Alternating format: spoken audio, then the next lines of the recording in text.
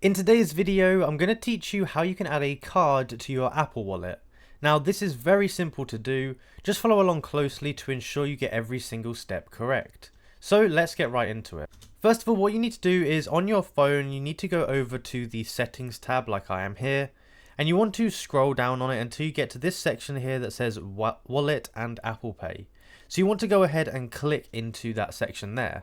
Now once here, you're going to see a button below all of your cards that you might already have that says Add Card. And we're going to have to go ahead and click on that button there. So go ahead and click on it.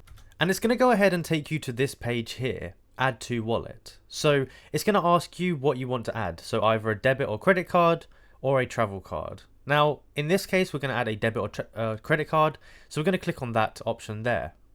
Here it says, add credit, debit or store cards to Apple Pay to make secure payments in apps, on the web, and in shops using NFC. So you just want to go ahead and click continue. Now at this point, it's going to bring you up to a section where it gets you to add your card details. It's going to ask you if you want to do it by taking a photo and it will scan your card.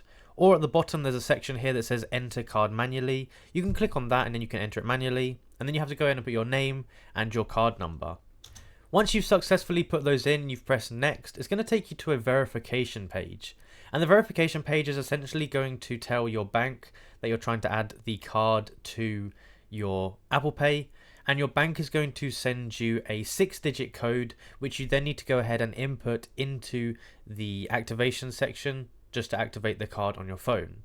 And then from there, that should be your card added to Apple Pay and you should be ready to go. So if you enjoyed the video and found it useful, be sure to like and subscribe, comment down below that it helped, and let me know if there's any other videos you'd like me to make about Apple Pay or anything else in particular. Thank you for watching and I'll see you in the next one.